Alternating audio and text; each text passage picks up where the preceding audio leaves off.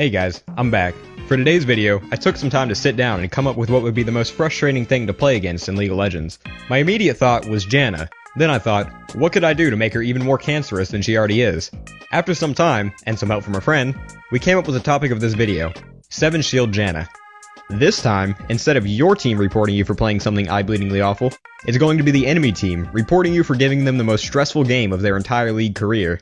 By all rights, this should be played support, but support is for people who enjoy being domestically abused, so I'm going to play it mid, and since support players literally live off welfare checks, you'll never be able to afford full build. According to Riot Support, the average size of a gold coin is about the same as a quarter. Assuming that the coin is pure gold, it would weigh around 15.63 grams. With the average prices of gold in the United States being $37 per gram, a single gold coin would cost around $578, meaning that the entire build, which costs a total of 14,050 gold coins, would cost around $8,125,256 US. Now, the average yearly welfare spending allowance of a single person household, which I assume is just about all League players who manage to move out of their parents' house, is $3,600. This means that it would take a bit more than 2,257 years for a support player living off welfare to complete this build. Since this is considerably longer than the average 30-minute League of Legends game, it makes playing support somewhat non-viable. For your runes, you're going to run a full scaling AP page. This will make up for the lack of AP in the build and give you a hefty shield late game to completely obliterate the enemy team's hopes of killing you. You can also consider swapping out your blues for scaling cooldown reduction so you can shield yourself more often. Don't bother shielding your team, you have to focus on keeping yourself alive because you can't shield anything if you're dead.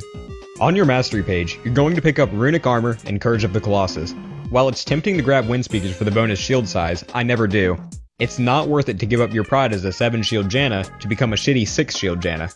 Only plebs play Janna with less than 7 shields, and since 7 is a holy number of completion, this is definitely the way that God intended her to be played.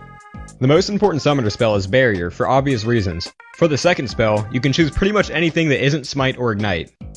Finally, for the build, you're going to start off with an Archangel Staff. Make sure you pick this up first so you can stack it into a Seraph's Embrace. This is your first shield item. The second item is a Locket. I suggest picking this up second so you can act like a team player when in reality you don't give a fuck about anyone but yourself. As long as you pop it randomly in fights, you'll be able to keep up the team player facade. The next 2 items in your build are Face of the Mountain and Maw.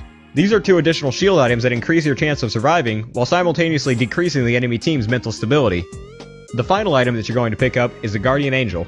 If they ever manage to actually kill you, the realization that they'll have to do it a second time will leave them considering whether or not it's too late to abort themselves.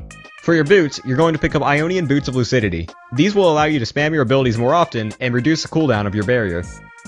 Janna's shields aren't the only thing that makes her the soul-crushing champion that she is.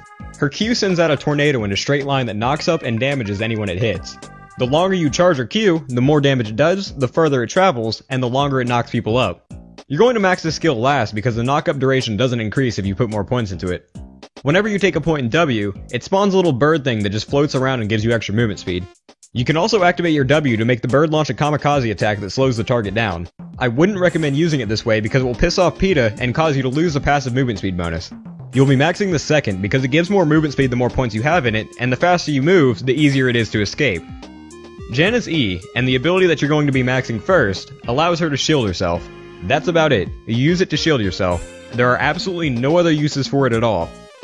Her ult pushes away any enemy player in the area and heals any teammate standing on the green circle for a fuck ton. Use this as a last resort if you are about to die. Remember, you can't shield yourself if you're dead.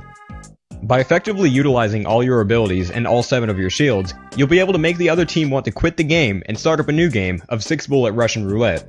You essentially play as if you're playing a normal game of Janna, but with a lot more shields. Just run around doing dumb shit, then laugh when you realize there are no repercussions because you can get out of any situation with your obnoxious kit. If by 40 minutes into the game, the enemy team hasn't died from a stress-related aneurysm, be sure to pull the old 3-and-a-hip down turnaround and win the game. Okay, I'm done. You guys go have fun with whatever you're doing.